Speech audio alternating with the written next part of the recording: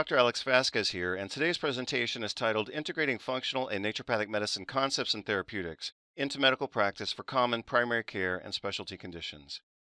I'll touch upon some key concepts and paradigm shifts in clinical care which I believe have taken place over the last 15 to 20 years.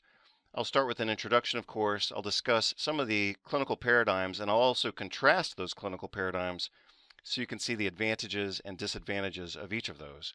Then I'll provide an introduction to a protocol that can be used from a functional medicine and naturopathic medicine model for the understanding, management, and treatment of inflammatory conditions. I'll divide those conditions into metabolic inflammation, allergic inflammation, autoimmune inflammation, and also neuroinflammation, including the concept of the gut-brain axis. I think you'll find this work relevant for your life if you are a clinician, researcher, teacher, or if you simply inhabit and maintain a human body. I think this protocol will show you some of the major checkpoints that we need to attend in order to optimize health and prevent disease. Also, if you have any friends or family who may have any of the conditions I discuss in this presentation, I'm sure you'll find the presentation then all the more relevant. Some of the limitations that apply to this presentation include the fact that this is a single presentation of approximately 1 to 1.5 hours, and so that won't provide me a lot of opportunity to go into deep detail as I would if this were a graduate course or extended, let's say, weekend seminar. But within the constraint of 60 to 90 minutes, I'd like to provide you an overview and an intellectual template that you can use for the understanding, study, and management of these clinical conditions. The two major themes of this presentation include starting with an introduction that includes an analysis of different clinical paradigms, and ultimately the bulk of my time is going to be spent again on a clinical protocol using some examples of how to implement that protocol clinically and how you can use it as a model to study other conditions as well. So anytime we're learning new information, we may have to discard old information, and anytime we're learning a new paradigm, we need to appreciate how that new paradigm contrasts with an old paradigm and see what we might use and what we might need to discard. Again, I'm your host for this presentation, Dr. Alex Vasquez. I'm a doctor of chiropractic, doctor of naturopathic medicine, and doctor of osteopathic medicine from the United States. Also, several other accomplishments are listed here, including some of my clinical experiences, teaching experiences, also editing, writing at least 25 books, and also writing at least 100 articles in various scientific and specialty journals and professional magazines. You can see some of those locations where I've published my work listed here.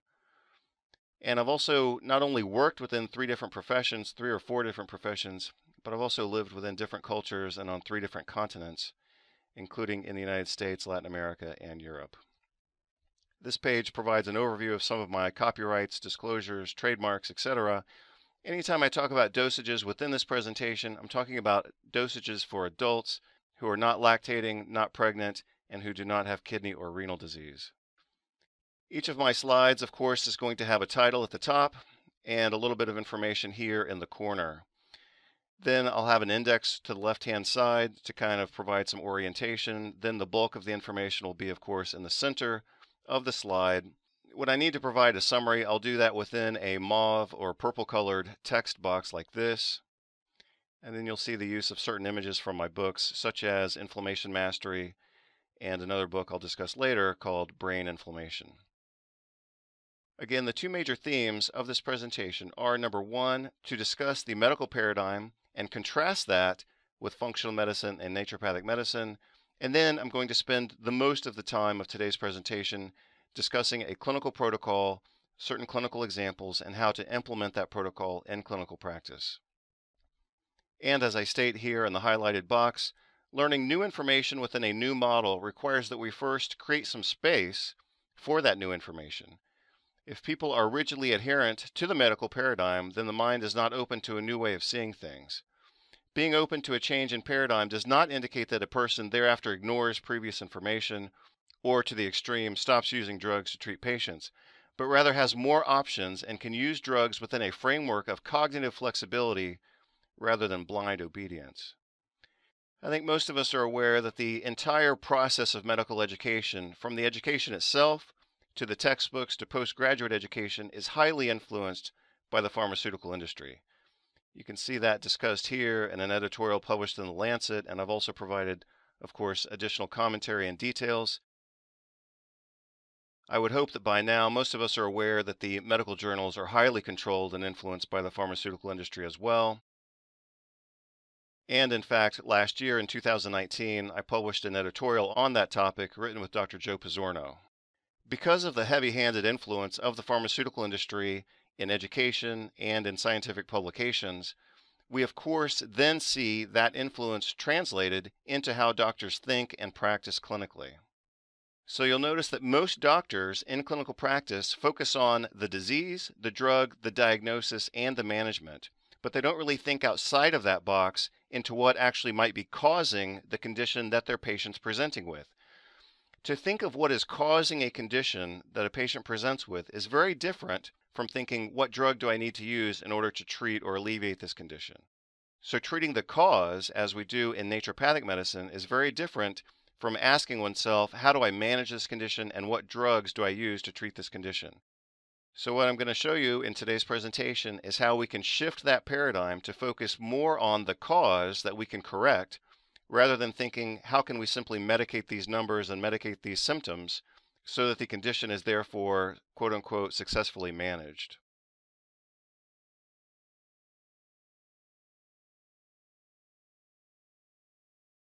So let's look at some characteristics of the pharmacocentric medical paradigm. First of all, it is disease-centered and drug-centered.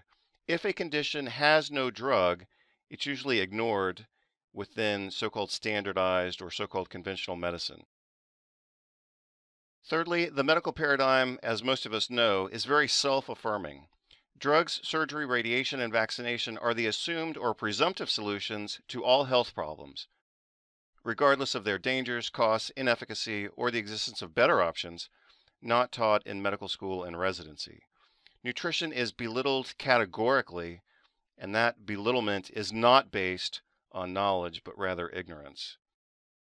I think we also know that the medical profession is also very exclusive in many ways, socially and conceptually. If a better solution is not a drug, then it is usually not considered a realistic solution.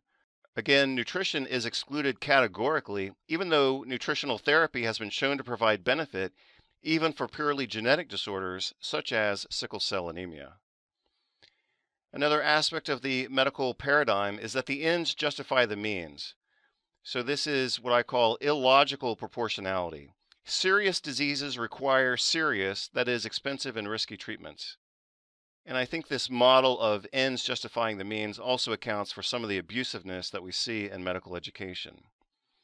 Also within the medical paradigm is hierarchy of command and thinking, the deference to specialists, which of course at sometimes is highly appropriate. However, generally speaking, within medicine, most of the decisions are made by authoritative groups and published in major journals, and so doctors have to comply with the so-called standard of care and so-called approved treatments. So again, medicine is very hierarchical. It is decided upon by authoritative groups, implemented by physicians, and then followed by compliant patients and students. Very little deviation, very little customization, and very little independence of thought. And number 7, finally for this page, the medical paradigm is very fatalistic. When a person has a disease, the disease has the person, and fate is pretty much predictable and certain. So we say, for example, that a person has diabetes, and many articles, even in modern times, have been published saying that diabetes is irreversible and must be managed by drug therapy alone. In contrast, in the naturopathic and functional medicine paradigm, we see that the same diabetes described as irreversible in medical journals is described as curable within other specialty journals, especially within the field of nutrition. So what I'll do on this page is contrast the paradigm of drug medicine, as I might call it here, against functional and naturopathic medicine. So again, the so-called standardized or so-called conventional medicine that most of us learn in medical school is very disease-centered. In contrast, functional medicine and naturopathic medicine is patient-centered. We use nutrition, for example, to change gene expression rather than think our patients have genetic diseases that we can never influence. And I already made brief mention of the condition sickle cell anemia, which we all know is a genetic disease, But with skilled nutritional intervention, we can change gene expression with the clinical use of selected nutritional supplements. Whereas drug-based medicine, or so-called standardized, so-called conventional medicine, is drug-centered and focuses on isolated molecular targets, functional and naturopathic medicine are both nutrition and lifestyle-centered for their interventions. Very nuanced and detailed, and the goal is to improve health and function of the entire organism, not simply impact isolated molecular targets and pathologized pathways. The medical paradigm is very self-affirming. It affirms that its treatments are the best: drugs, surgery, radiation, vaccines. In contrast, in functional and naturopathic medicine, we affirm the patient and we affirm whatever treatment is best for our patient. Whereas drug-based medicine is very self-affirming, in functional and naturopathic medicine, we affirm what is best for our patient and we affirm whatever has the best efficacy. And again, we all know that standardized medicine is very exclusive. It includes its own treatments, but excludes everything else that's outside of medical training. Most obviously, nutritional interventions and nutritional supplementation. In contrast, functional medicine and naturopathic medicine are inclusive of all ideas and interventions that help to improve the health of our patients. In standardized medicine, we think that serious diseases require serious treatments.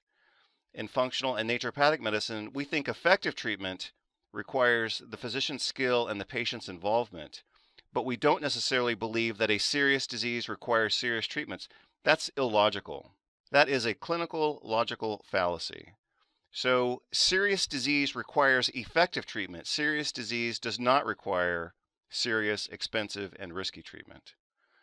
In medicine, everything from the way we're trained to the way that we treat patients is based on illogical proportionality, and that is the ends justify the means. In functional and naturopathic medicine, we again believe that effective treatment requires the physician's skill and the patient's involvement. Again, the emphasis is on clinical efficacy and maintaining patient autonomy and respect, rather than thinking that, again, a serious disease has to require a serious, risky, and expensive treatment. Also specific to naturopathic medicine is the concept of the hierarchy of therapeutics. I'll mention that one more time in just a moment. But the hierarchy of therapeutics is a very important concept because what we do in naturopathic medicine is we start with the least invasive intervention possible. Usually that's botanical medicines, nutritional intervention, diet, and lifestyle, before we would think of going on to using drugs or even surgery. And I'm sure, as we all know, in so-called conventional or standardized drug-centered medicine, drugs are primary therapy. So a patient with a health problem can expect to have their nutritional needs ignored and to have drugs prescribed on the first visit when they see a so-called standardized or conventional medical practitioner. Again, the medical paradigm is very fatalistic. People have their diseases, and often they are told they will always have their diseases. In contrast, in naturopathic and functional medicine, we are positivistic rather than fatalistic, and we think we can change these conditions for the better. This is much less medieval thinking and thinking that's more in accord with the Enlightenment and Renaissance. In standardized medicine, again, hierarchical compliance is most important. The doctor complies with the guidelines and the patient complies with the doctor. In functional and naturopathic medicine, accuracy and effectiveness are most important. In so-called conventional or standardized medicine, surrogate markers are commonly considered more important than patient outcomes, whereas in functional and naturopathic medicine, patient outcomes are most important, while we also responsibly manage risk factors, laboratory results, etc. A really good example of where surrogate markers are considered more important than patient outcomes was a recent publication using vitamin C in septic hospitalized patients. The study had two major findings. One is that vitamin C did not change parameters of organ function, and number two is that patient mortality was reduced by approximately 50% in the patients who received vitamin C. The conclusion of the study was that vitamin C was inefficacious because they focused on surrogate markers rather than the successful patient outcome of reducing mortality by 50%. Also, you'll notice that the language of the interventions used in medicine are very different from the language that we use in naturopathic and functional medicine. In so-called conventional or drug-based medicine, we block receptors, we block enzymes, and we interfere with pathways. Whereas in naturopathic and functional medicine, we support processes and we improve physiologic function. So I'll invite you to take a look at this page and contrast so-called standardized or so-called conventional medicine with functional and naturopathic medicine. So a lot of times what we've seen is that as doctors move from a drug-based model to a functional systems-based model, for them they really experience a paradigm shift that changes their entire perception of clinical practice, medical care, and healthcare.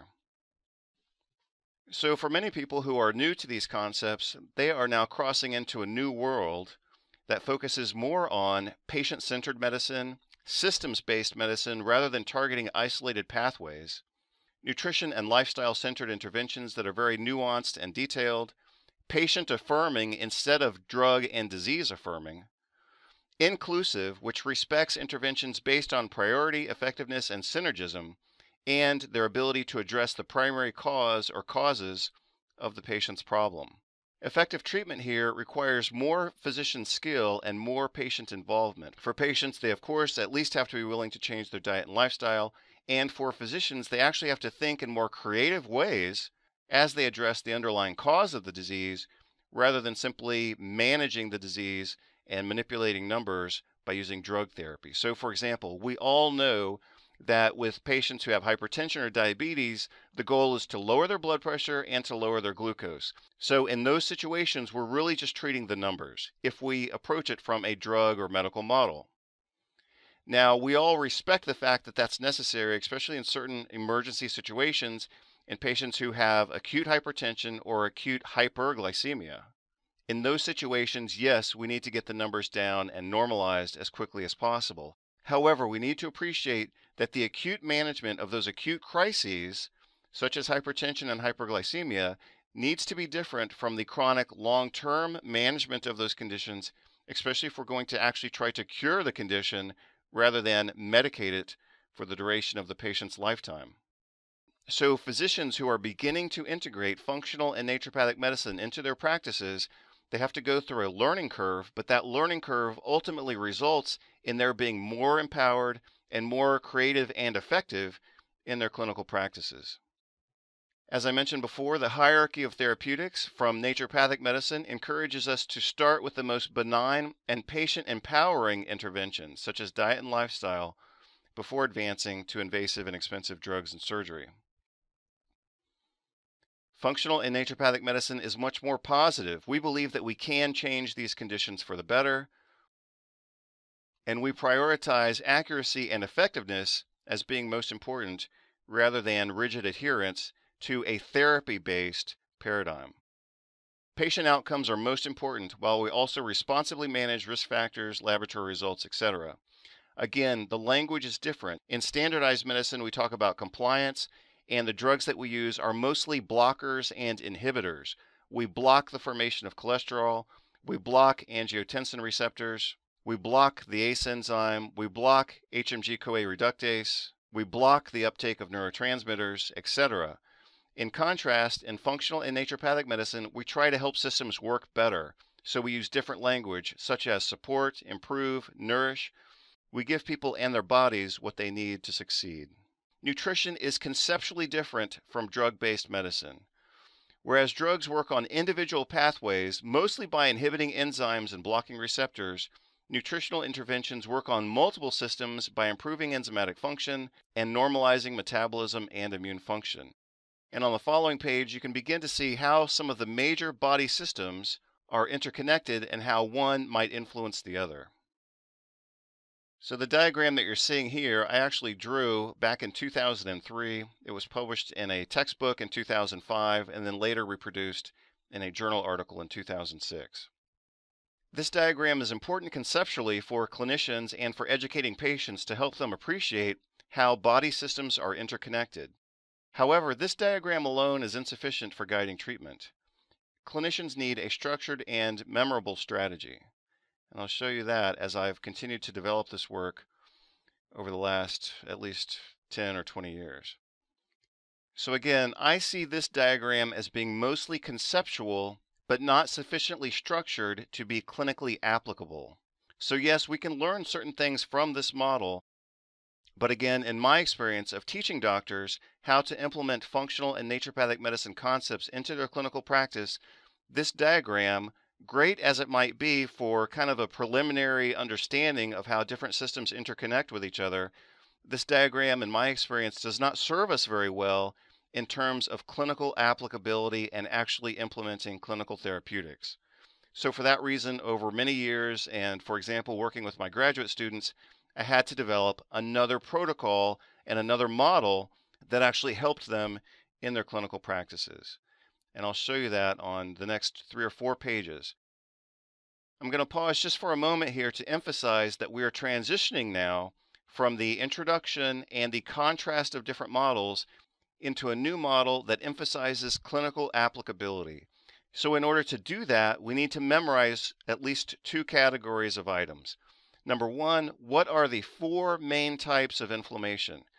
You'll remember that I discussed these on the first page. The 4 main types of sustained or so-called chronic inflammation are metabolic inflammation, allergic inflammation, autoimmune inflammation, and neuroinflammation or brain inflammation.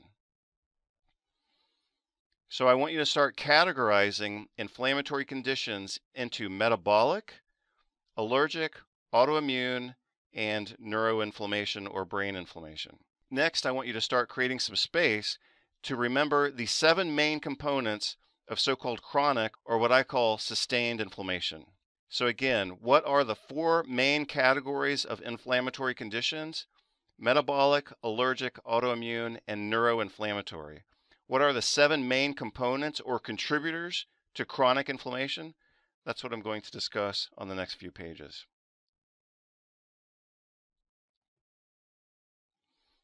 And as I state here, you cannot necessarily expect to understand, learn, and memorize everything in the first viewing.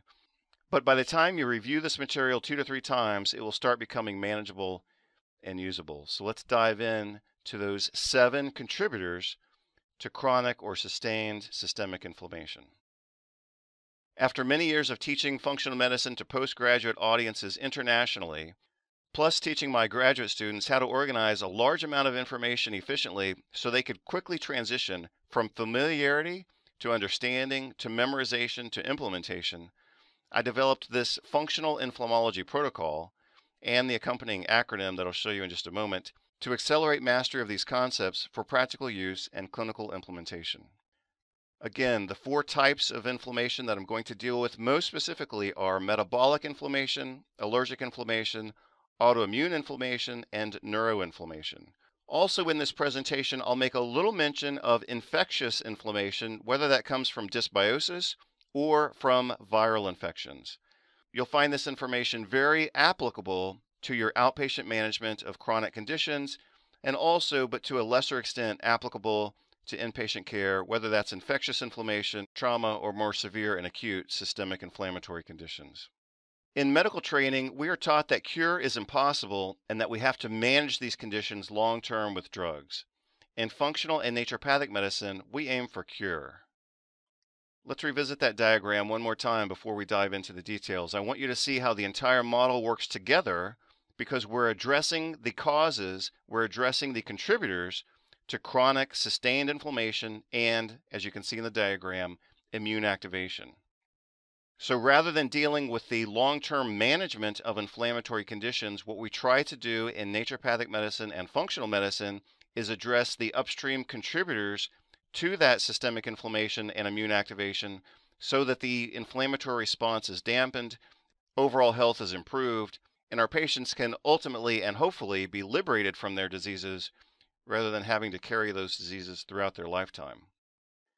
The benefit of this functional inflammology protocol is that it organizes the major causes of inflammation into a mnemonic that helps doctors apply this information clinically in an organized manner. Thereby, this functional inflammology protocol liberates mental and intellectual bandwidth while also liberating faculties for other purposes, such as attention to patient details and needs. At the risk of being redundant, I'll read that one more time. The benefit of the functional inflammology protocol is that it organizes the major causes of inflammation into a mnemonic that helps doctors apply this information in a clinically organized manner. Thereby, the functional medicine inflammology protocol liberates mental and intellectual bandwidth to reduce physician fatigue while also liberating those mental and intellectual and social faculties for other purposes, such as giving more attention to patient details and patient needs.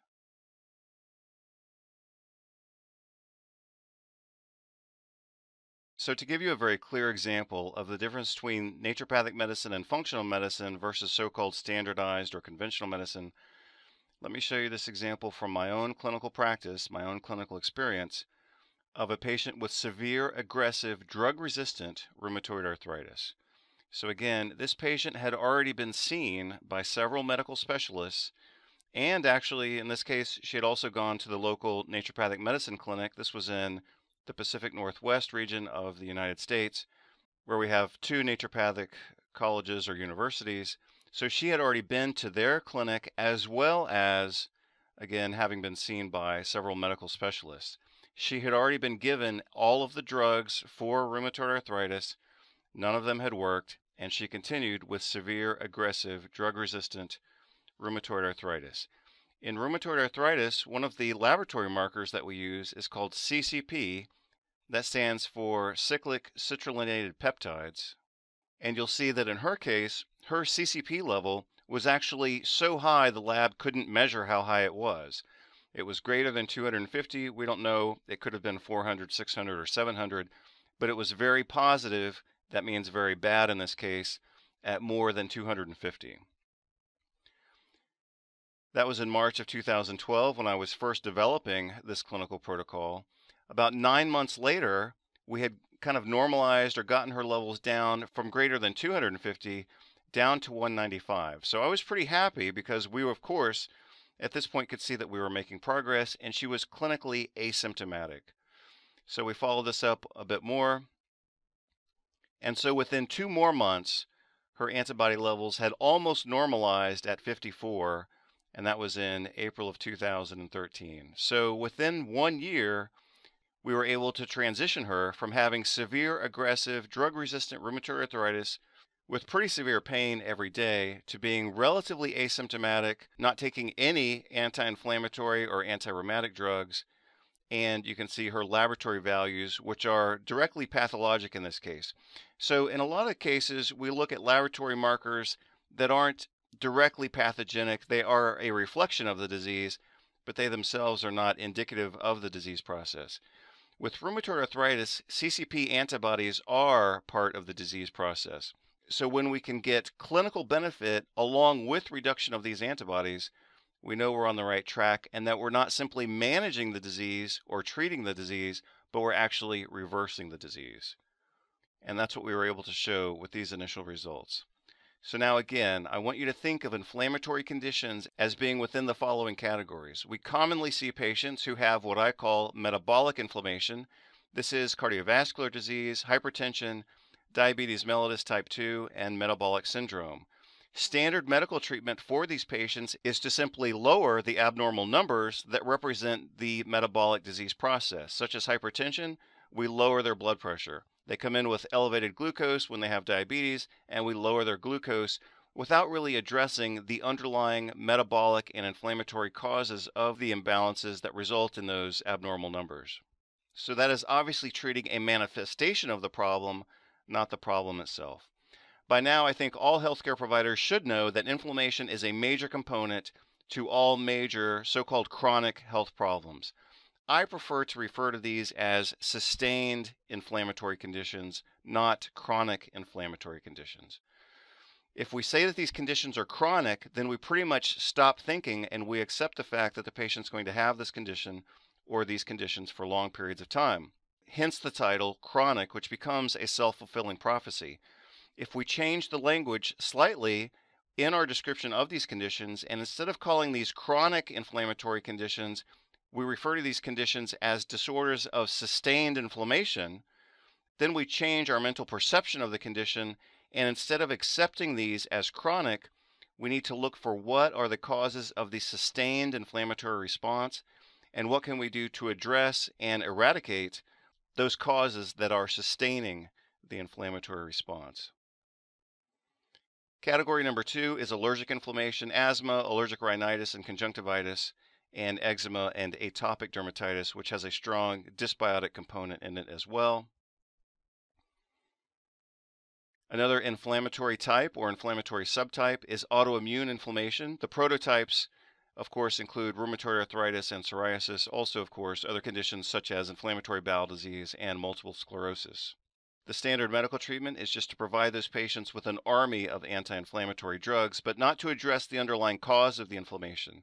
We simply treat the inflammatory response, not the inflammatory trigger, and that's an important distinction. And category number 4, as I've already mentioned, is neuroinflammation or brain inflammation. This includes depression, brain injury, autism, schizophrenia, and bipolar disorder, neurodegenerative conditions such as Alzheimer's and Parkinson's, hyperphagia, obesity and insulin resistance, multiple sclerosis, PANDAS, brainstem encephalitis, migraine, and fibromyalgia. So now let's dive into this clinical protocol that we can use to treat these disorders of chronic inflammation or sustained inflammation. If you call these conditions chronic, you're kind of setting yourself up to believe that these are going to be long-term conditions. If you call these conditions disorders of sustained inflammation, then your task becomes to identify what is causing or triggering this sustained inflammatory response. Inflammatory responses should be acute and short-term and responsive to a specific trigger or small number of triggers. Chronic inflammation is not physiologically normal, even though we've been taught to accept it as normal because we see so many conditions characterized and labeled as chronic inflammatory conditions. But we need to see that that is not normal. Chronic inflammation is not normal.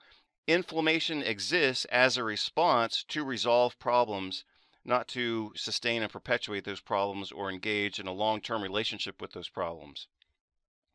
So we as clinicians need to try to identify what's triggering this sustained inflammatory response. And I'm going to help you identify the major causes on this page. So a lot of times we think of genetic predisposition, but we also need to look at dietary excess, especially carbohydrate excess, sometimes food allergies, nutritional deficiencies and imbalances, and other conditions that have a positive response to skillful nutritional intervention. I call those conditions diet-responsive disorders or nutrition-responsive disorders. If a condition is dietarily responsive or nutritionally responsive, that doesn't simply provide us therapeutic advantage and success, it also provides us some information about the underlying cause and the pathophysiology of that condition. We know that many long-term inflammatory responses are also induced by microbial exposures, whether those are chronic, subclinical infections, or dysbiotic relationships, so we have to address those. We can also help our patients to kind of recalibrate their immune system through anti-inflammatory interventions to increase the production and effectiveness of their T regulatory cells and to dampen the responses induced by Th1, Th2, and Th17 cells. I'll show you how to do that in just a moment. My phrase for that is nutritional immunomodulation. We also have to appreciate the role of mitochondrial dysfunction in sustained inflammatory responses. Also stress, sleep deprivation, psychology, sociology, social inequality, failure to construct a healthy lifestyle, and as many of us are challenged to get enough exercise on a regular basis as well.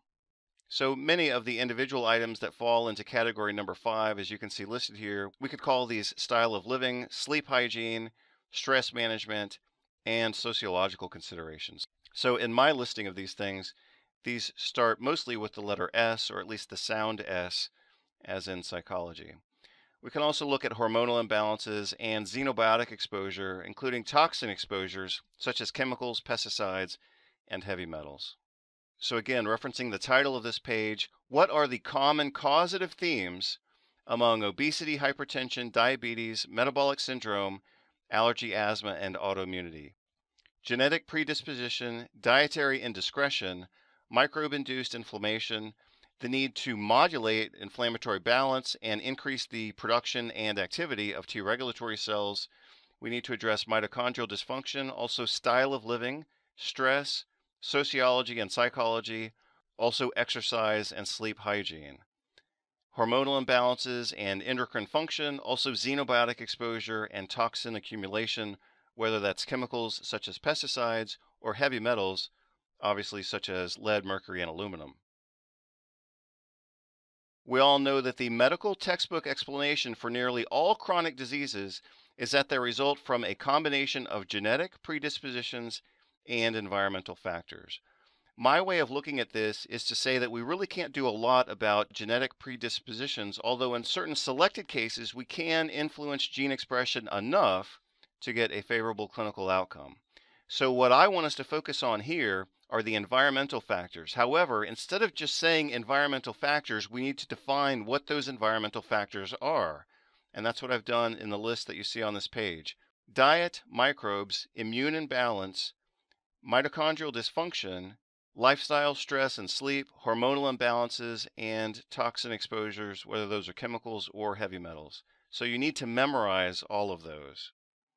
Non-modifiable mechanisms include the genes that we've inherited from our parents. The modifiable mechanisms include diet, dysbiosis, nutritional immunomodulation, mitochondrial dysfunction, psychoneuroimmunology, hormonal imbalance, xenobiotic immunotoxicity.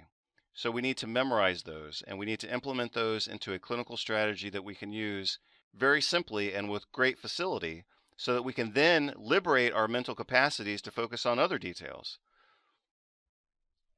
Also note that the standard medical evaluation fails to consider these important modifiable components other than a little bit of lip service to diet and lifestyle. So I want you to consider memorizing these 7 items because this is going to be the focus of our clinical interventions. So you'll notice that that list is actually pretty hard to memorize. For that reason, we're going to use a mnemonic, which I've detailed on this page. So we're going to simplify that complex list into something more manageable, and we're going to focus on memorizing these 7 items: food, infection, nutrition, dysfunctional mitochondria, stress, psychology and lifestyle or style of living, including sleep hygiene, endocrine imbalances, and xenobiotics and toxins. So I've now taken a complex list and made it more simple, and now we're going to use an acronym from that list to make it simpler yet, and that acronym is FINDSEX, or you could say FINDSET, and I'll show you how to use that in just a moment. Interestingly enough, I first presented this new model and acronym in the city of Paris in 2012. So for those of you who are interested, on this page I provide the origin of and a few updates to the functional inflammology protocol. I start with a little bit of my own personal and educational background, also my background in naturopathic and functional medicine, how I developed the functional inflammology protocol initially for my graduate students and postgraduate audiences in Europe, and then an update to the protocol in 2017. I added neuroinflammation as the 4th category of inflammatory conditions. The benefit to using the functional inflammology protocol as a clinical tool is that it provides the clinician a structured organization of the major concepts that we need to address clinically in order to help our patients be liberated from these so-called chronic inflammatory diseases. So the first step in liberation from these conditions is to stop calling them chronic diseases and calling them sustained diseases. So we ask the question, what is sustaining this disease process? Is it dietary indiscretion? Is it carbohydrate excess? Is it lack of exercise? Is it microbial colonization or small intestine bacterial overgrowth? Is it mitochondrial impairment due to a viral infection or due to xenobiotic exposure, for example, with pesticides in the food? We have to start asking different questions if we're going to get different results. If all we want to do is manage high blood pressure by lowering the numbers with drugs, we can do that. If all we want to do is lower blood sugar by giving our patients so-called anti-diabetic drugs, we can do that too. But if we want to liberate them from their diseases, and if we want to improve our true clinical success in the management of those conditions, then we need to ask different questions, search for other causes, and find other solutions to help these patients restore homeostasis and metabolic health. So again here, what I'm suggesting to you is that we can use this clinical protocol very efficiently because it is structured and well organized, and that liberates our mental capacity to be free in order to find creative solutions to these problems. You'll agree that the acronym is very easy to memorize. Hopefully some of you have already memorized it. What are the 2 words that represent the 7 areas of our main clinical considerations for modifiable factors in these disorders of sustained or so-called chronic inflammation. Again, what are the two words that represent the 7 areas of our clinical focus? So again, we've got 4 categories of inflammatory conditions: metabolic inflammation, allergic inflammation, autoimmune inflammation, and neuroinflammation. Now, how do we address those categories of inflammatory conditions? We do that by using this protocol, which focuses on 7 areas of clinical and pathological importance, and that's what guides our treatment. So the pathologic triggers for these inflammatory conditions typically comes from one or more or all 7 of these areas of focus, and by addressing these 7 areas of focus with individualized treatment, we can then gain better success in treating our patients. So what exactly is a protocol? A protocol is a plan or a default mode of behavior and thought. Protocols can be strict or flexible, and I'm encouraging you to use this on a rather flexible basis. If your patient comes in with a given problem, I want you to use this protocol, but that doesn't mean that you wouldn't address the patient's acute needs with drugs if necessary. So this is a default mode of thought and behavior that can be applied with great flexibility to meet the needs of the clinical situation with each individual patient. And of course, protocols can be abandoned altogether when circumstances call for a different course of action. Such as in my clinical experience one time, I remember seeing a rheumatoid arthritis patient who presented with transverse myelitis. So obviously in that case, we had to move not necessarily directly to diet and lifestyle, but to anti-inflammatory drugs to control that transverse myelitis. So again, acute exacerbations may require acute medical therapy, but we always have to maintain our focus on addressing the underlying causes of these inflammatory conditions so that we can liberate our patients from their diseases and so that we can attain greater success in our clinical practices. So what this provides you is a default plan of action that can be used reliably in most clinical situations. Obviously, again, we customize this per patient and per clinical situation. Here's another way of visualizing these major components. Again, food and nutrition, infection and dysbiosis, nutritional immunomodulation, dysmetabolism, and dysfunctional mitochondria. The acronym for those 4 categories is FIND. Then we move to style of living, psychology, sociology, sweat as a metaphor for exercise, stress, sleep, special considerations with supplementation, and those special considerations can also include surgery. Then we look at endocrine function and balance and also xenobiotic load. So style of living and most of those special considerations start with S, then we go to E for endocrine and X for xenobiotics. So that's SEX, so the complete acronym is FIND-SEX. That's easy to memorize, but not necessarily an acronym that you would want to write in your patient chart notes. So in category number 7 here, you can change the X for a T and just call them toxins, and you are looking for a set of problems and a set of solutions. Again, FIND-SEX or FIND-SET. Food infection, nutritional immunomodulation, dysfunctional metabolism, stress and style of living, endocrine imbalances, toxins and xenobiotics. So we're going to add this on to our way of managing and medicalizing these patients. If a patient needs drugs, they need drugs. But at the very least, we also need to address their diet, lifestyle, hormone imbalances, and toxic exposures. So let's start now by looking at food, diet, nutrition, and lifestyle.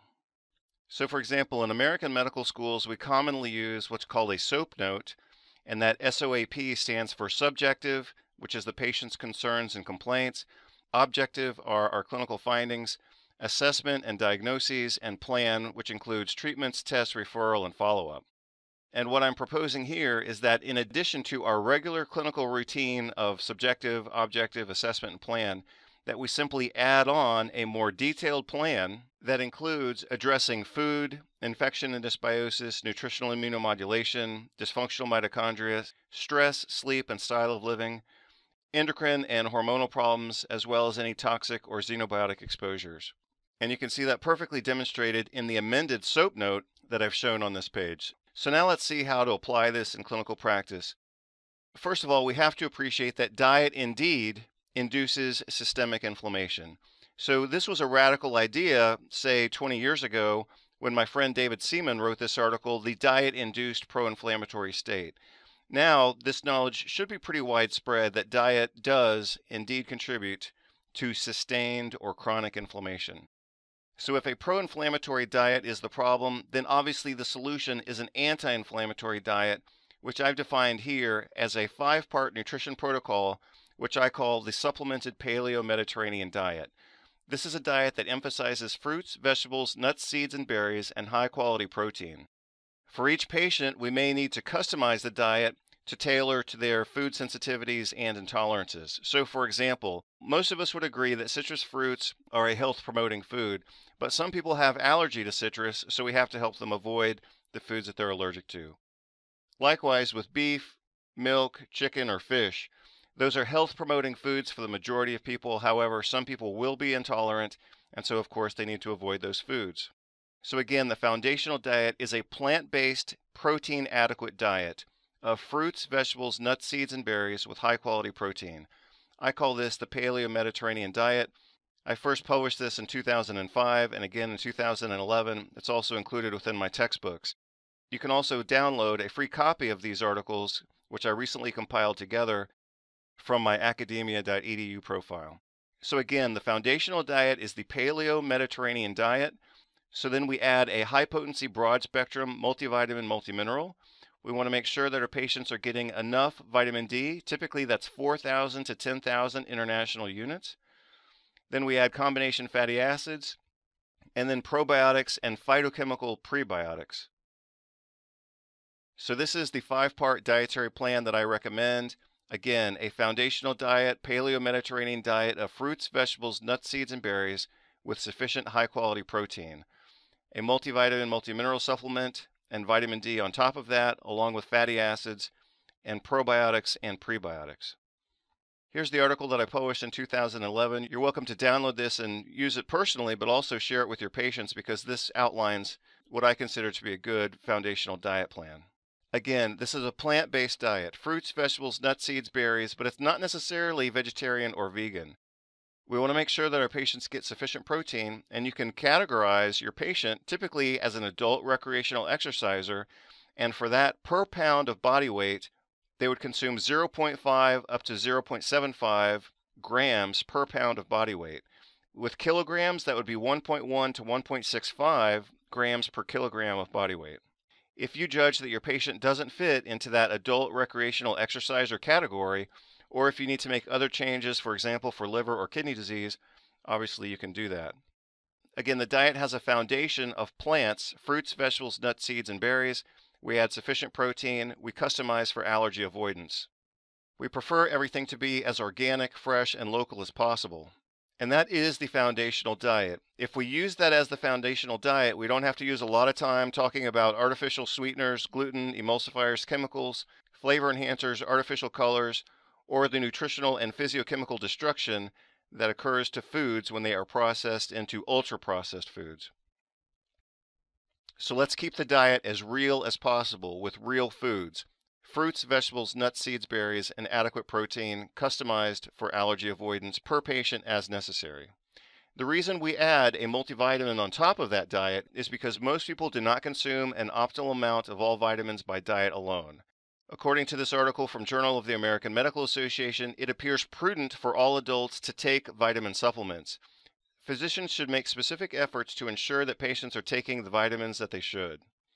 We also notice that with multivitamin supplementation, we can see a reduction in systemic inflammation of up to 14%, according to this article published in the American Journal of Medicine 2003.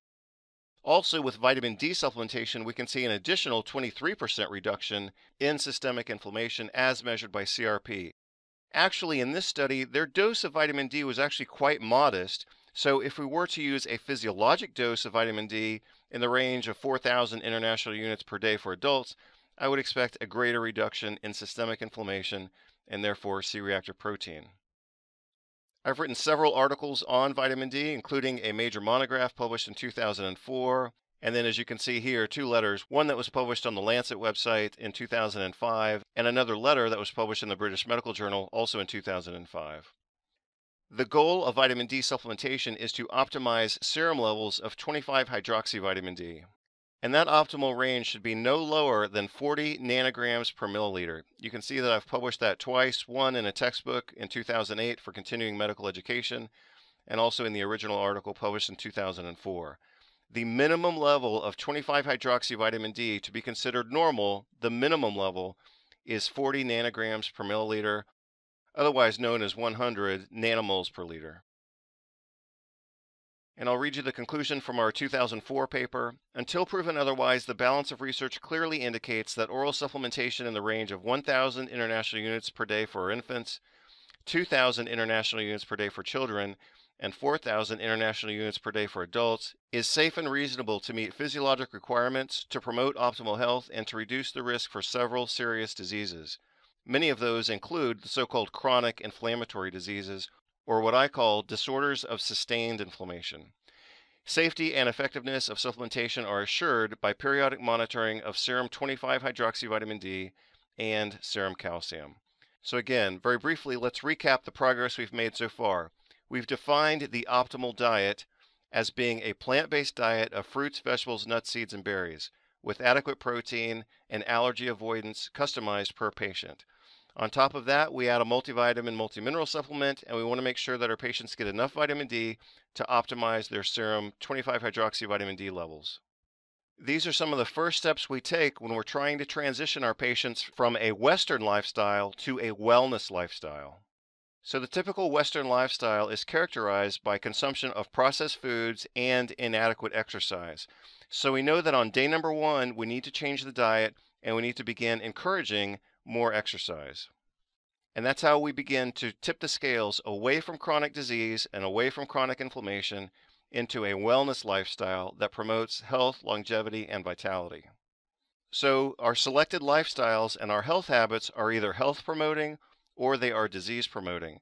This is a concept that I'm very happy to have learned in my first year of chiropractic college, and this shows the balance of influences of those choices that we make in our daily diet and lifestyle.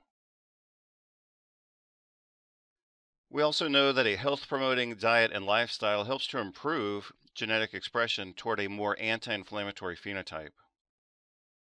And you can see the idea of nutrigenomics represented in this diagram that I published in my book, Integrative Orthopedics, in 2004, and also in a professional journal in 2005. So here you can see that many of the nutrients we commonly think of as being anti-inflammatory actually change genetic expression to reduce the clinical manifestations of systemic inflammation. In contrast, a processed food diet, which I've partially represented here by these omega-6 fatty acids, actually promotes NF-kappa B activation and the clinical manifestations of a diseased or pro-inflammatory phenotype. You can see more details in this diagram showing that certain stressful environmental stimuli, including oxidative stress, bacterial LPS, and nutrient deficiencies, lead to the activation of the transcription factor NF-kappa B. That leads directly to increased expression of pro-inflammatory genes, resulting in the elaboration of these pro-inflammatory mediators, which contributes to the diseases that we see in clinical practice. The activation of the NF-kappa B pathway plays a central role in inflammatory disease through its ability to induce transcription of pro-inflammatory genes. So diet and lifestyle directly impact gene expression, and that can be a positive impact or a negative impact. We obviously want to impact gene expression in a positive manner, and that's why we need our patients on an anti-inflammatory diet and lifestyle and away from their Western or Americanized lifestyle, which is inherently pro-inflammatory. Again here, providing more detail, additional benefits of the anti-inflammatory diet and nutritional supplementation includes increased consumption of anti-inflammatory nutrients, specifically those that inhibit the NF-kappa B pathway. These include vitamin D, lipoic acid, green tea, grapeseed extract, zinc, coenzyme Q10 and selenium, N-acetylcysteine, resveratrol, GLA, EPA, boswellia, harpagophytum, and willow bark. All of these nutrients have been shown to have anti-inflammatory properties and to provide anti-inflammatory benefits. So again, the majority of people follow what we can call a pro-inflammatory lifestyle. This includes high sugar foods, high fat foods, fatty acid imbalances with insufficient omega-3 and an excess of omega-6 and trans fats, vitamin and mineral deficiencies, consumption of allergens even though they might not know it, also insufficient phytonutrients from fruits, vegetables, nuts, seeds, and berries, insufficiency of fiber, foods that promote bacterial overgrowth of the small bowel, include processed foods, sucrose, wheat, potatoes, lactose, and dairy. Dietary indiscretion promotes gastrointestinal dysbiosis, which then becomes a different problem. So you'll see that in my introductory review of diet, I also have to begin mentioning dysbiosis and imbalances in the gut microbiome, because that's one of the consequences of a nutrient-poor, processed food Western diet. A consequence of that dietary pattern is gastrointestinal dysbiosis, marked by the paradox of bacterial overgrowth with insufficient diversity of gut microbes. So again, that's a quantitative overgrowth with a qualitative lack of variety. Number 10 on my list of characteristics of a pro-inflammatory lifestyle is insufficient exercise, also xenobiotic and toxin accumulation. You know, one way that the body gets rid of chemicals and pesticides and chemical xenobiotics is through the sweat. So when we encourage our patients to exercise, part of what we're aiming for there is sweat, because we know that's going to help them detoxify or eliminate the poisonous chemicals that they are accumulating. And finally, number 12, emotional stress and toxic relationships have been shown to promote inflammation, impair wound healing, and reduce immune defenses. Again, the unhealthy diet that too many people pursue is characterized by excess consumption of grains, simple carbohydrates, lack of fruits, vegetables, nuts, seeds, and berries, and therefore a lack of fiber and phytonutrients, insufficient protein, and an excess of omega-6 fatty acids. And I've given you citations here to two excellent articles by my friend David Seaman. One from 2002 titled The Diet-Induced Pro-Inflammatory State, and another from 2007 titled Dietary Pursuit of Disease, which I thought was a very witty title. In contrast to this pro-inflammatory diet, we want our patients to consume an anti-inflammatory diet, and that is a diet mostly composed of fruits, vegetables, nuts, seeds, berries, and lean protein, phytochemicals, fiber for bulk and laxative effects, and a relatively modest intake of sodium chloride or table salt. We want this diet to be nutrient dense and to promote alkalinization to provide a urine pH of approximately 7.5 to 8. When we promote urinary alkalinization, this helps to enhance mineral retention, lower systemic cortisol levels, eliminate toxins, and increase endorphin levels. Again, we want to make sure our patients get sufficient protein and omega-3 fatty acids, and either sun exposure or supplementation with physiologic amounts of vitamin D, typically at least 4,000 international units per day for adults. So you'll see that basically what I've done on this page is simply add more detail to the foundational diet of fruits, vegetables, nuts, seeds, berries, and sufficient dietary protein. So the most efficient way to manage this diet is to simply emphasize the proper diet, and that takes care of all of these details. But of course, those of us who are in medicine and science want to know the details. So let's look at the contrasting diet, which is a fast food diet, and we see that that fits into a pro-inflammatory lifestyle that most people are living. This was a very important article published in 2004 showing that a fast food breakfast of egg and sausage muffin sandwiches and 2 hash browns increased by 150% NF-kappa B activity, which we all appreciate is a major pro-inflammatory transcription factor. So as you can see here, a single meal of egg and sausage muffin sandwiches with 2 hash browns caused an increase of 150% for NF-kappa B, which is the major pro-inflammatory transcription factor, for approximately 2 hours, and was associated with increase in oxidative stress and the inflammatory marker C-reactive protein. So what this clinical trial provided us is direct proof that junk food diets directly promote systemic inflammation. And for those of us who have worked in hospitals, we know that this is typical of the type of food that hospital patients are fed. So hospital food actually promotes inflammation and immune suppression, which is another aspect of this fast food diet. As a consequence of systemic inflammation, people develop insulin resistance, etc., and they need more drugs from the medical perspective, even though we're causing their inflammation by feeding them hospital food that promotes inflammation. Here's another very classic and important article, again showing that simple carbohydrates found in processed foods stimulate reactive oxygen species, and we'll also see that these suppress immune function as well. So what we notice in the research is that diet-induced inflammation correlates directly with diet-induced immune suppression. So these pro-inflammatory diets are actually immune suppressive at the same time.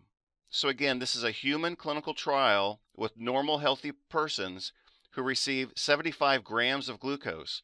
What was shown here is that glucose challenge stimulates free radical production, reactive oxygen species generation, by leukocytes.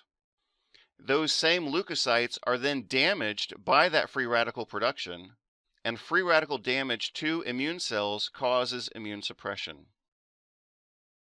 Another aspect of the pro-inflammatory lifestyle is the consumption of processed foods, especially those containing wheat as a base.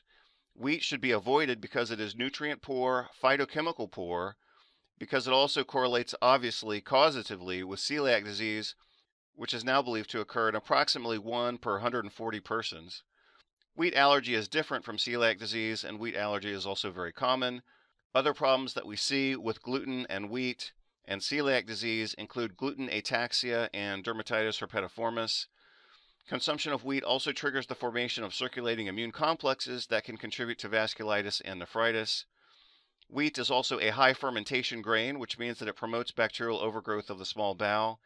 And wheat proteins are inherently pro-inflammatory, independent of allergy or celiac disease. So again, we want to reinforce adherence to an anti-inflammatory lifestyle, and that includes a low carbohydrate diet, as you can see here from this article in Journal of the American Medical Association in 2004. A low glycemic load diet reduces C-reactive protein by approximately 50%. I'm sure we'll all agree that that is an amazing reduction in systemic inflammation gained here simply by reducing carbohydrate intake. So simple carbohydrates are directly pro-inflammatory within hours. We also see a delayed and prolonged response through changes in the gut microbiome. Simple sugars and high fermentation sugars such as wheat and potatoes promote bacterial overgrowth of the small bowel, which provides a double hit, we could say, of systemic inflammation and correlated with immune suppression. But I'm going to focus here on the inflammation. So when people consume a processed food diet, let's say of wheat and potato products, they get an acute inflammatory response within 2 hours. They also get a delayed inflammatory response as that diet promotes systemic inflammation via small intestine bacterial overgrowth. So one of the things I've said in my presentations is that we have to improve the diet in order to improve not simply nutrient intake, but also to encourage beneficial changes quantitatively and qualitatively in the gut microbiome. So we do not simply change the diet to change nutrient intake. We change the diet to change the microbes in the gut, and that changes immune response and systemic inflammatory balance.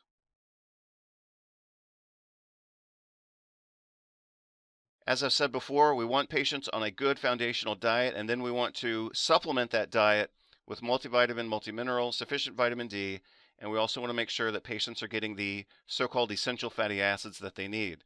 These are ALA, EPA, and DHA as the omega-3 fatty acids, and the anti-inflammatory omega-6 fatty acid, GLA. So the more complete scientific names of these fatty acids are alpha-linolenic acid, gamma-linolenic acid, eicosapentaenoic acid, and docosahexaenoic acid. Also oleic acid and phytochemicals and squalene from olive oil. Historical Paleolithic intake of omega-3 fatty acids was 7 grams per day. The typical American or Western diet provides 1 gram per day. So therefore, if we were to estimate physiologic requirements based on historical provisions, we could reasonably state that most people need to consume more omega-3 fatty acids, and that is clearly borne out in the clinical research using those fatty acids. Typical dose of GLA starts at 500 milligrams per day. Typical dose of EPA and DHA is approximately 2 grams per day at least. I've published some major reviews on this back in 2004, 2005, and you can access those articles from my website. Again, the health-promoting fatty acids ALA, GLA, EPA, DHA, and oleic acid from olive oil have consistently shown proven anti-inflammatory and clinical benefits in randomized placebo-controlled trials. The molecular mechanisms of what I call combination fatty acid therapy include the following: precursor competition in cell membranes, activation of PPAR gamma and PPAR alpha, otherwise known as fatty acid receptors. Also nutrigenomic effects, modulation of gene transcription via downregulation of NF-kappa B, which I've discussed previously and I'll continue to discuss, as kind of a common theme or common inflammatory pathway throughout this presentation. Those anti-inflammatory fatty acids effect their biological functions through their conversion to docosahexaenes, resolvins, protectants, and mucins. These are active in the healing process and provide also anti-inflammatory benefits. These fatty acids also provide reduction in hypothalamic inflammation by modulation of toll-like receptor 4. They also help to induce the T regulatory cells through several different mechanisms, including the activation of PPAR-gamma by gamma-linolenic acid. Also anti-inflammatory, anti-hyperlipidemic, and anti-diabetic benefits through the activation of GPR120. These fatty acids also provide improved cell membrane dynamics and function, and we know that many receptors are on the surface of cell membranes. So when we improve the components of that cell membrane, we improve the function, for example, hormone reception and intercellular communication. Omega-3 fatty acids optimize not simply the cell membranes, but also the membranes of the mitochondria. So in that way, omega-3 fatty acids actually help to improve and support mitochondrial function. Omega-3 fatty acids also support improved neurotransmitter synthesis and reception, also a reduction in intracellular calcium with omega-3 fatty acids, thus lessening a pro-inflammatory phenotype. And point number 12, concluding this page, the combination of omega-3 and omega-6 fatty acids in the form of GLA has synergistic and cumulative anti-inflammatory benefits. So for example, what you'll see in many clinical trials is that they only have a duration, let's say, of 3 months. Just like with the vitamin D studies, that is insufficient.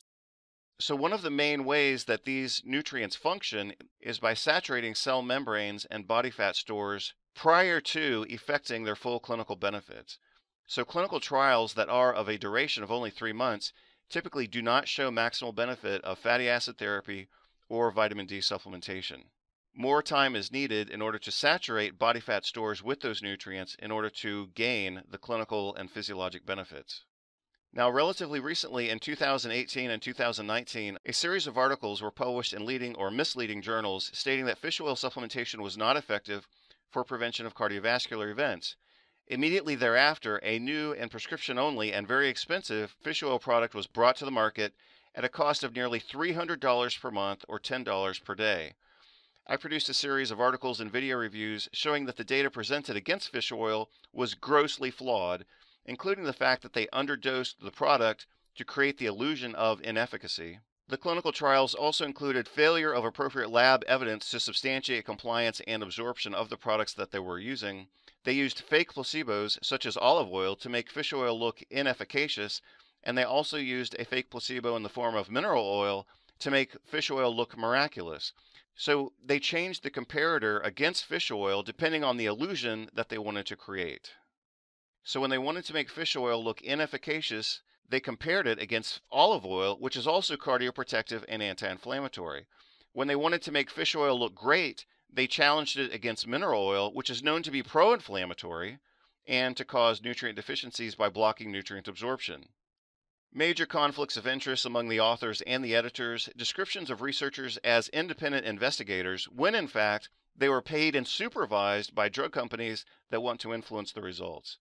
So I invite you to take a look at those video reviews. You can find those on my Vimeo channel at vimeo.com/Dr. Vasquez. You can also see a review article that I published with Dr. Joe Pizzorno in his journal Integrative Medicine, February 2019, concerns about the integrity of the scientific research process, focus on recent negative publications regarding nutrition, multivitamins, fish oil, and cardiovascular disease. Going back to the diet now, I mentioned that we want to help our patients avoid the foods to which they are allergic or allergically sensitized. Consumption of foods to which a person is sensitized is known to promote the formation of immune complexes, trigger migraine headaches, increase intestinal permeability, and also adversely affect the gastrointestinal microflora. The most common allergenic foods are listed here: wheat, orange, and other citrus foods, especially in the form of juice because of the way that they are industrially processed with fungal enzymes. Egg allergy is also common, as is sensitivity to tea and coffee, chocolate and milk, beef, corn, cane sugar, and yeast. And you can see from this study published in The Lancet that when patients avoid these foods when they have migraine, 85% of those patients are able to become migraine-free simply by avoiding the foods to which they were unknowingly sensitized. As I mentioned previously, Consumption of wheat-containing foods can promote systemic inflammation, allergy, and in this article we see that patients consuming gluten-containing grains can have an increased production of antibodies that results in the formation of circulating immune complexes. Immune complexes are known to directly contribute to several inflammatory conditions, including dermatitis, which affects the skin, nephritis, which affects the kidneys, and also arthritis, which obviously affects the joints. So that brings us to the end of my quick overview of food, diet, and lifestyle as part of the functional inflammology protocol. I'll pass through the following sections a bit more rapidly because we needed to establish a good, healthy, foundational diet and lifestyle.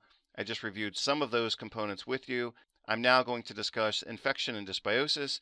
Then I'll talk about nutritional immunomodulation and dysfunctional mitochondria. So let's dive into the topic of infections and dysbiosis. I wrote a comprehensive review of dysbiosis in 2006. You can download that article for free. I also published a small book on the topic of human microbiome and dysbiosis in clinical disease in 2015, and this was later included in Inflammation Mastery in 2016. You can see here I also published a peer-reviewed article in the Annals of the New York Academy of Sciences titled Biological Plausibility of the Gut-Brain Axis in Autism. This, of course, focused on the role of gastrointestinal dysbiosis in autism.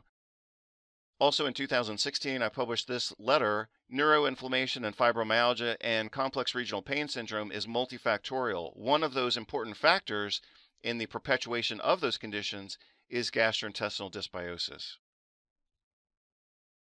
My definition of dysbiosis is that it is a non-infectious, non-acute microbial colonization or exposure that adversely affects the human host. Again, my definition of dysbiosis: a non-infectious, non-acute microbial colonization that adversely affects the human host. Important concepts include the following. Subclinical infections are common in patients with chronic or sustained inflammatory diseases, especially all types of autoimmunity. We need to remember that the microbe alone is not the problem. We need to look at the patient's total inflammatory load and address that, as well as promoting immune defense and immune tolerance in order to reduce the consequences of that microbial colonization. Clinical assessments, laboratory tests, of course, are available, but obviously what is most important is the clinical response to treatment. Our therapeutic categories include antimicrobials, whether those are drugs or botanicals, immunorestoration, and what I call here functional immunomodulation or nutritional immunomodulation, and that is to enhance tolerance to inflammatory stimuli. Often what we find when working with autoimmune and inflammatory patients is that they're having a pathogenic inflammatory response to a non-pathogenic microbe. We see evidence for that in every single autoimmune disease. And we can also look at the classic prototypes of autoimmunity, such as reactive arthritis and short bowel syndromes, to appreciate the mechanisms and the cause and effect relationship between microbial dysbiosis and systemic musculoskeletal and vascular inflammation.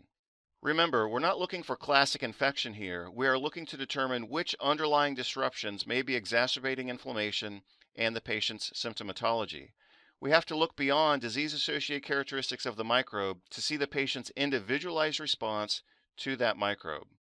Dysbiosis in one patient may present with dermatitis, while what appears to be the same microbial imbalance in another patient can present as peripheral neuropathy or inflammatory arthritis. Dysbiosis occurs in various locations throughout the human body, including the gastrointestinal tract, orodental cavity or the mouth and throat, sinorespiratory tract, parenchymal. So now we see evidence for microbial dysbiosis, for example, in internal organs, including the brain, genitourinary tract, cutaneous, which means dysbiosis on the skin, such as we see in patients who have eczema, and also environmental exposure to microbial molecules can also trigger systemic inflammation. Some of the microbes that we encounter commonly in clinical practice include Blastocystis hominis, Candida albicans, Citrobacter frunctii, Endolimix nana, Entamoeba histolytica, Gamma strep, Giardia lamblia, Halfnia alvei, Helicobacter pylori, which is connected with triggering migraine headaches, vasculitis, and also Raynaud syndrome, Klebsiella pneumoniae, classically associated with ankylosing spondylitis, Proteus mirabilis with rheumatoid arthritis, Pseudomonas aeruginosa with multiple sclerosis, Staphylococcus aureus with psoriasis and eczema, and likewise Streptococcus pyogenes with psoriasis.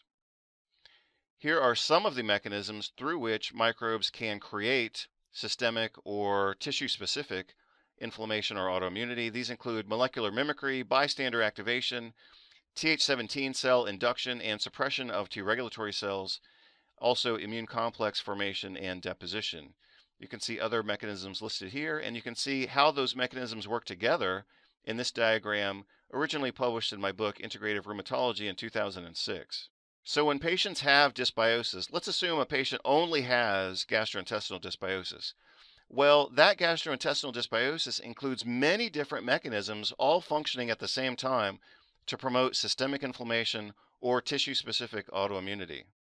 Obviously, I've continued to develop this work, most recently published in Inflammation Mastery 2016. Again, dysbiosis subtypes by location: gastrointestinal, orodental, cynorespiratory, parenchymal, including the brain, genitourinary, cutaneous, and environmental. Also, some microbes actually are hosts for other microbes. So the possibility exists that some microbes may be infected with smaller microbes. At the very least, we could use the example of bacteriophages infecting bacteria, and that one could have a dysbiotic inflammatory response against a microbe or the microbes within that microbe. And again, we do see some evidence for a correlation between bacteriophages and inflammatory bowel disease. So let me give you a concrete example from my own clinical practice. This is a 40-year-old white male with a 5-year history of idiopathic peripheral neuropathy.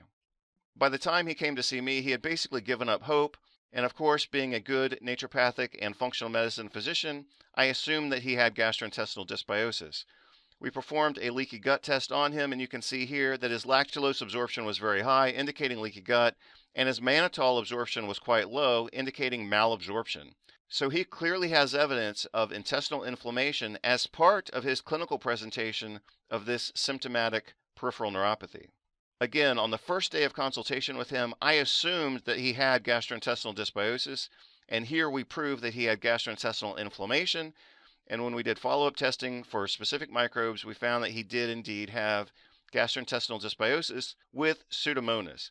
And we know that Pseudomonas aeruginosa cross-reacts with myelin basic protein in peripheral nerves and also myelin oligodendrocyte glycoprotein.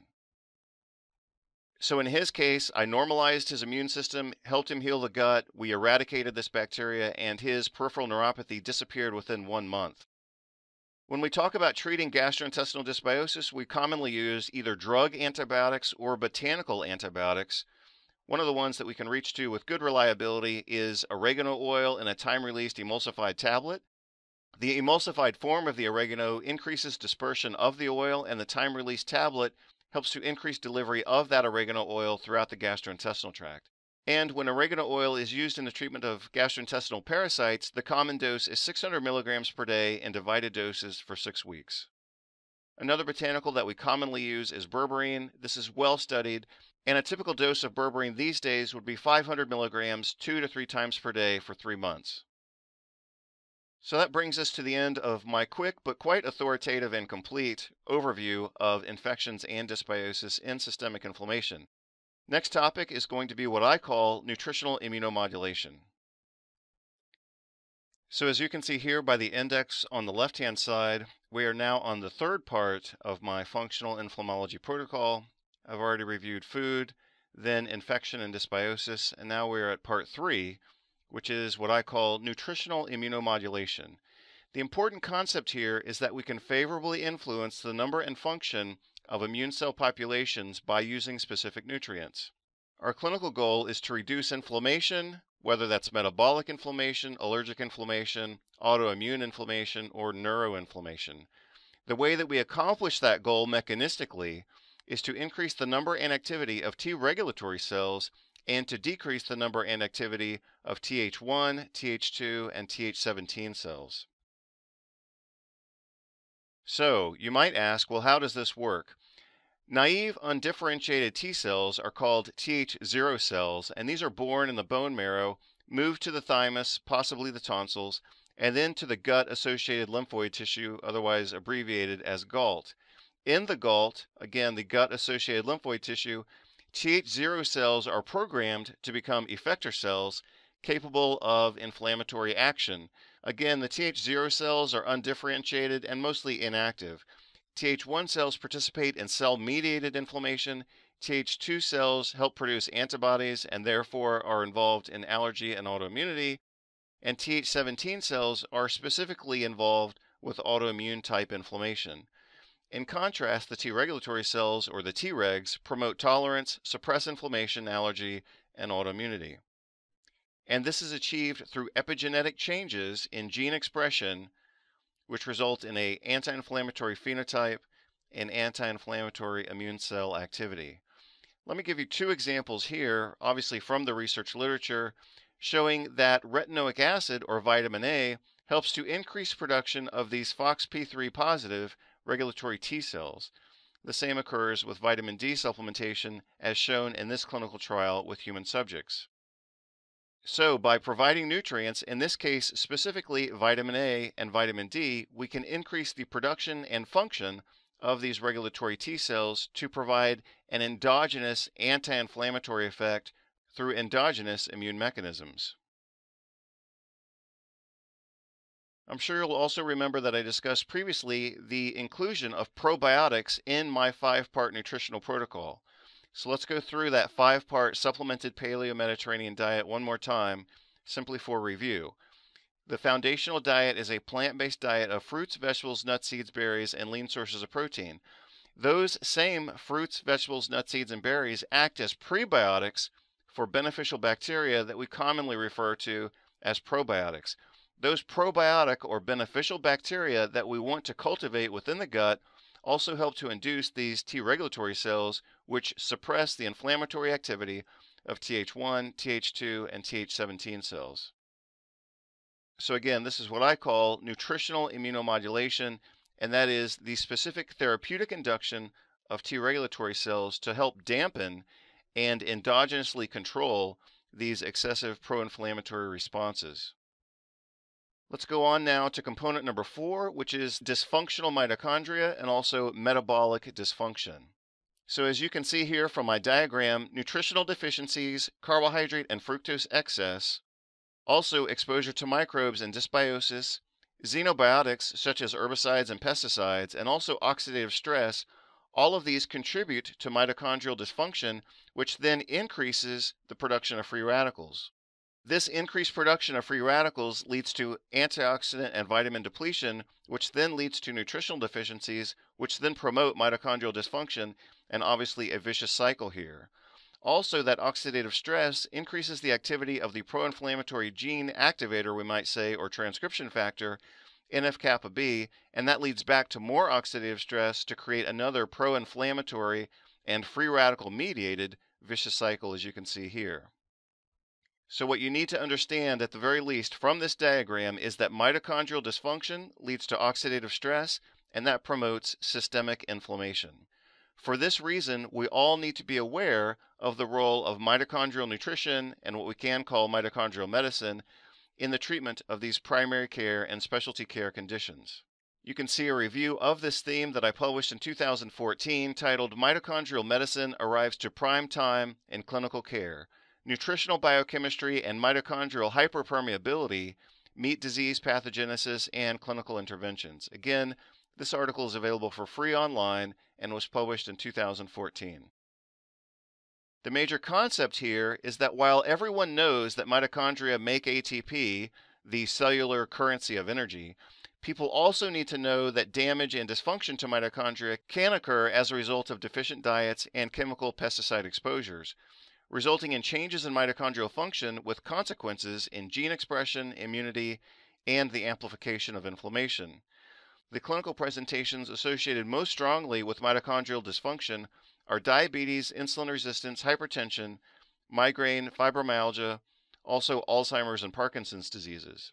So the interventions we can use when we're addressing mitochondrial dysfunction include dietary intervention, especially a low carbohydrate, nutrient-dense diet, nutritional supplementation, and, as needed, detoxification and depuration to detoxify and remove those poisonous chemicals that are damaging mitochondrial structure and function.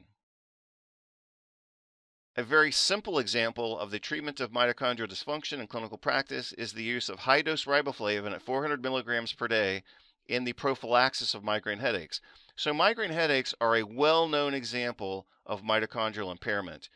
Helping to improve mitochondrial function through nutritional supplementation, one example of which is riboflavin, another example could easily be magnesium, that helps to improve mitochondrial function and therefore improve intracellular signaling and also reduce intracellular free radical production, which then reduces the activation of these inflammatory pathways, and that alleviates the clinical manifestation of this complex disorder that we call migraine. Again, you can see online for free this article that I published in 2014, also another article that I published in 2013, and indeed an entire textbook on this topic entitled Mitochondrial Nutrition and Endoplasmic Reticulum Stress in Primary Care. This was published as a second edition in 2014, and this book is included within Inflammation Mastery, published in 2016.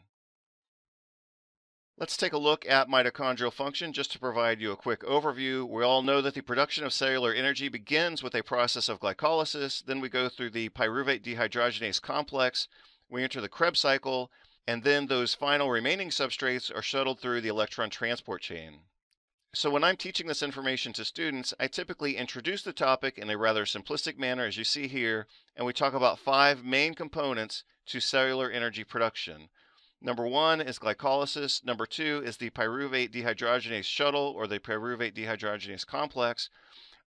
Other substrates can also enter here, but ultimately we enter into the Krebs cycle, and then we go to the electron transport chain. So we then detail these 5 main components. Again, the 5 main components of cellular energy production: glycolysis, pyruvate dehydrogenase, Krebs cycle, ATP production through the electron transport chain, and obviously other fuels can also enter into the Krebs cycle. Typically, when we talk about mitochondrial dysfunction, we're talking about defects in the Krebs cycle, but more commonly, we're talking about defects in the electron transport chain. Again, for example, if you think of patients with migraine headache, they have numerous defects in their production of ATP because of defects in the electron transport chain. And those defects that we see in patients with migraine headaches are almost identical to the defects that we see in patients with fibromyalgia. Mitochondrial dysfunction results in varying severities and clinical presentations of more antioxidant production and molecular, including DNA damage, altered intracellular signaling and gene transcription. Increased activation of inflammatory pathways is critical, and that's a common theme that we see across the board with these disorders connected with mitochondrial impairment, insulin resistance and diabetes, and also increased pain perception. Mitochondrial dysfunction leads to disease. We see this in inflammatory conditions, allergic conditions, autoimmune conditions, metabolic syndrome, type 2 diabetes and hypertension, heart failure, fibromyalgia, migraine, and neurodegeneration, especially the prototypes Parkinson's disease and Alzheimer's disease. So this was topic number 4 in my clinical protocol. We're now going to talk about stress, sociology, and style of living.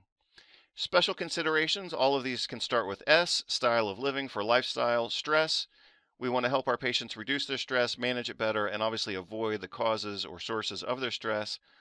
Psychosociology, including politics. Sleep, quantity and quality. Sweat as a metaphor for exercise. Spinal health, including osteopathic and chiropractic manipulation or adjustments. Specialized supplementation. Selenium for its antiviral effects, for example. Melatonin for immune and mitochondrial stimulation. And also, of course, B6 to lower glutamate and raise GABA levels within the brain. Surgery might be necessary in some cases. And sometimes people simply need to stamp their passport and take a vacation. So you'll see that this 5th category of the protocol helps us open our minds to additional considerations, ranging from surgery to additional supplementation to spinal manipulation to exercise, and improving people's sleep hygiene and their psychosocial relationships. Let's look at a few more examples on the following page. So you'll notice that I use the letter S to represent all of the items within this 5th category, and that includes sweat as a metaphor for exercise. So current guidelines recommend that people get at least 1 hour of exercise per day, at least 5 days per week, emphasizing aerobic exercise, and 2 days per week, emphasizing resistance training. Another item that we can fit into this category that also starts with S is spinal health, and one of my favorites, of course, is spinal adjusting or spinal manipulation. We see that chiropractic type manipulation also has benefit in the treatment of hypertension, as you can see from this citation here. No adverse effects were recorded. We conclude that restoration of atlas alignment is associated with marked and sustained reductions in blood pressure similar to the use of two-drug combination therapy. This was published in Journal of Human Hypertension in 2007. I also published a commentary on that article suggesting that chiropractors could manage chronic hypertension. This was published in Dynamic Chiropractic in approximately 2010 or 2011. You'll also see from these examples from my book that I do discuss chiropractic manipulation and osteopathic manipulation as treatments you can see here for the thoracic spine and rib cage and also for carpal tunnel syndrome. Now let's talk about category number 6, which is hormone and endocrine function. So obviously, patients with inflammatory disease commonly have hormonal imbalances. They may have elevated prolactin, they may have elevated estradiol, they may have insulin resistance and elevated fasting glucose or hyperinsulinemia. Meanwhile, some hormones may be on the lower end, and these anti-inflammatory hormones include DHEA, low cortisol, and also low testosterone. And of course, we always want to check thyroid function with history, physical exam, several laboratory tests, and by monitoring response to treatment. In this case, from my clinical practice, you can see this young man with 3 different autoimmune diseases also presents with several different endocrine abnormalities. Low testosterone, thyroid autoimmunity. His glucose level was acceptable, but he has slight insulin resistance. He has a slight elevation in his TSH, also testosterone and estrogen imbalance. And here he also has vitamin D deficiency. And of course, many people think of vitamin D as being a hormone, not simply a vitamin. So again, when we're assessing and managing and treating these patients with persistent or chronic or sustained inflammatory disorders, we need to look at their hormones and either directly intervene to optimize the levels or indirectly intervene to address the underlying cause of their hormone imbalance so then they can attain better inflammatory balance overall. So in other words, one of the ways that we reduce inflammation is to optimize hormone levels, and one of the ways that we optimize hormone levels is to determine the cause of those hormone imbalances. So as I've said more recently, we have to treat not simply the cause of the disease, but we have to treat the causes of the disease. And now finally, let's talk about toxins and xenobiotics. The basic summary is very simple. We are all poisoned with chemicals, especially pesticides, and we need to manage that poisoning responsibly through a detoxification lifestyle, not simply isolated events every other year or every year, but detoxification support needs to be a component of the daily lifestyle. And so that may include using a water filter, getting sufficient exercise to sweat and therefore remove those toxins from the body, eating organic foods, taking nutrients to support detoxification, and also, of course, engaging politically, because we would not live in a poisoned environment had the politicians not allowed this to occur. And the reason they allow it to occur is because they're paid off by big corporations. Xenobiotics or chemical toxins, and this also includes heavy metals such as mercury, lead, aluminum, and so-called persistent organic pollutants, including pesticides. These all contribute to inflammation. Toxins impair metabolic function, as I said before, by impairing mitochondrial function. Mercury and lead are also known to promote hypertension. Mercury also promotes the development of drug resistance among gastrointestinal bacteria. Toxins also promote insulin resistance. This is well established in diabetes. A 2012 publication stated any effort to reduce the external and internal exposure to persistent organic pollutants would be necessary to decrease the social burden of type 2 diabetes. Toxins such as pesticides can also lead to a lowering of immune function, such as lower immune globulin levels, while at the same time those same toxins can promote autoimmunity, manifesting with higher levels of anti-nuclear antibodies. So, as I've said before, toxin awareness and detoxification support are necessary on a daily basis. We've known for many years now that the typical American is loaded with at least 13 different pesticides, and certainly by now we would see more pesticides than that. These pesticides lead to metabolic impairment, systemic inflammation, and also genetic damage. As you can see in this 2007 publication, evaluation of DNA damage in an Ecuadorian population exposed to glyphosate. Well, obviously this applies to anyone who is exposed to glyphosate, and that includes the vast majority of the global population. Here we see that glyphosate accumulates in Roundup-ready genetically modified soybeans. These soybeans are, of course, used as food products for humans, but these same genetically modified pesticide-laden soybeans are also used to feed livestock such as cattle. So, whether these are consumed by humans to have a direct toxic effect, or they are consumed by other animals, which we then consume for an indirect toxic effect, the fact remains that these genetically modified soybeans are contaminated with glyphosate. Glyphosate has also been shown in vitro to induce human breast cancer cell growth via activation of estrogen receptors. Obviously, with this mechanism of activating estrogen receptors, we would expect glyphosate to contribute to a wide range of human cancers, not simply breast cancer, but also prostate cancer and colon cancer. From a different viewpoint, we also see that patients who have problems with fertility also have higher levels of pesticide residues. As you can see from this study, high pesticide residues in fruits and vegetables correlates with poor quality of semen and infertility. Again, we would not have this problem of massive global pesticide exposure were it not for the politics involved. Indeed, some people have argued that the entire world is contaminated by these pesticides, and that's because our entire global political system is corrupted by money from these chemical corporations. As I said before, accumulation of persistent organic pollutants leads directly to insulin resistance and metabolic syndrome, at least partly through the induction of mitochondrial dysfunction. Exposure to and accumulation of toxic chemicals leads to activation of the aryl hydrocarbon receptor, which causes downregulation or suppressed expression of the GLUT4 insulin receptor, thereby leading directly to insulin resistance. As I said before, detoxification needs to be part of the daily lifestyle to combat the exposure to these toxic chemicals, which also occur on a daily basis. So now, as you can see by the index on the left, we have now completed our overview of the functional inflammology protocol, starting with food, infections and dysbiosis, number 2, number 3, nutritional immunomodulation, dysfunctional mitochondria, style of living, sleep hygiene and stress management, endocrine and hormone imbalances, and finally, concluding with some mention of xenobiotics, chemicals, and heavy metals. So now you have new insight into how all of these contributors can lead to systemic, chronic, or sustained immune activation and inflammation. That's what leads to the diseases that we see in clinical practice, but we need to look upstream to address the pro-inflammatory diet and lifestyle, the infections and dysbiosis, the immune imbalance that we address with the nutritional immunomodulation plan, dysfunctional metabolism and dysfunctional organelles, including the endoplasmic reticulum and the mitochondria, psychoemotional and physical stressors, as well as sleep deprivation, endocrine imbalances, and xenobiotic immunotoxicity. All of those contribute to sustained inflammation and immune activation.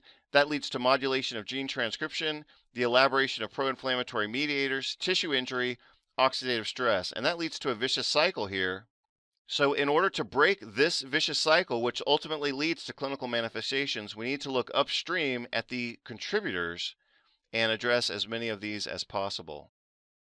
Now that I have reviewed the overall structure and some examples of clinical applications, as we arrive to the end of this presentation, I'll provide a few specific insights into the gut-brain axis, neuroinflammation, and a very brief mention of my antiviral nutrition protocol. So on the next few pages, let's talk about neuroinflammation.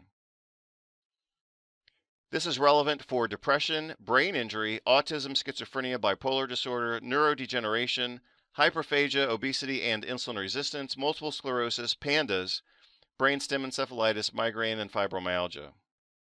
If you're interested in this topic, you can see several of my chapters and clinical monographs, including human microbiome and dysbiosis in clinical disease. Also an article that I published in Nature Reviews Rheumatology specific to fibromyalgia, which was also covered in my book Brain Inflammation, and also a much shorter book on autism, dysbiosis, and the gut-brain axis. Some of the more important concepts to know in this conversation of gut-brain axis and neuroinflammation include the fact that some microbes within the gut produce neurotoxins, others produce inflammagens, and others produce mitochondrial toxins. When neurotoxins are combined with inflammagens, and those inflammagens are also combined with mitochondrial toxins, different combinations of toxins, neuroinflammation, mitochondrial impairment result in different clinical phenotypes. This leads to glial activation within the brain, and that changes glutamate neurotransmission, also increases the production of kynurenines, and this is exacerbated by mitochondrial impairment. If a person is consuming a pro-inflammatory diet and following a pro-inflammatory lifestyle, obviously these impacts are going to be amplified. If a patient has strong anti-inflammatory reserve, including vagal stimulation for anti-inflammation, then of course we would expect a milder impact on their neurocognitive and emotional functioning. Other factors that affect these pathways include genes, nutritional status, and again, stress, resilience, exercise, and age. Autism really provides us a great example for understanding the impact of the gut microbiome and how it can have adverse effects on neuroinflammation and neurotoxicity, mitochondrial dysfunction, toxin exposure, and impaired detoxification, and how all of those can synergize with other factors to lead to the activation of inflammatory pathways. Very briefly now, as we reach the conclusion of this presentation, let's talk about viral infections. Viral infections can be prevented and treated in a logical and structured manner. I published my first article on this in 2014, and more recently in 2019, I published a response on the website of the British Medical Journal, followed by an editorial in the Journal of Orthomolecular Medicine, and I invite you to take a look at all of those articles so that you can gain some new perspective on the pathophysiology of viral infections, but also how we can treat them clinically. Let's take a look at my overall program, which has 4 main components. First is addressing virus and virus acquisition. Second is impairing viral replication. Third is supporting immune nutrition, both defense and tolerance. And also part number 4 of my strategy is to support cellular and systemic health. We can view these as separate components of viral infection pathophysiology and also treatment, and we can see how these structures overlap. Certain nutrients, for example, affect all of these pathways by inhibiting viral acquisition, inhibiting viral replication, supporting immune function, defense, and tolerance, and also supporting cellular and systemic health. 3 examples include zinc, selenium, and vitamin D, provide benefits in all 4 of these major areas. Other nutrients, such as vitamin A, don't provide benefit in every area, but they are nonetheless very essential. So a basic antiviral protocol must include zinc, selenium, vitamin D, and vitamin A. I discussed this in my 2014 book, Antiviral Strategies and Immune Nutrition, which is now available as a PDF download titled Antiviral Nutrition, and that exact same material is included in the 2016 edition of Inflammation Mastery.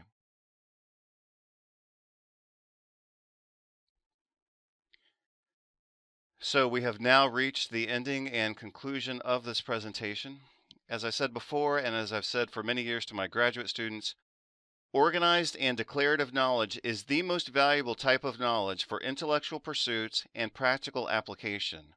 So again, what are the 4 main types of inflammatory conditions that we see in outpatient clinical care? Metabolic inflammation, allergic inflammation, autoimmune inflammation, and neuroinflammation.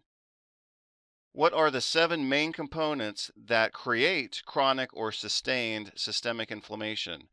So I taught you to use my acronym, which is FIND-SEX, or alternatively FIND-SET.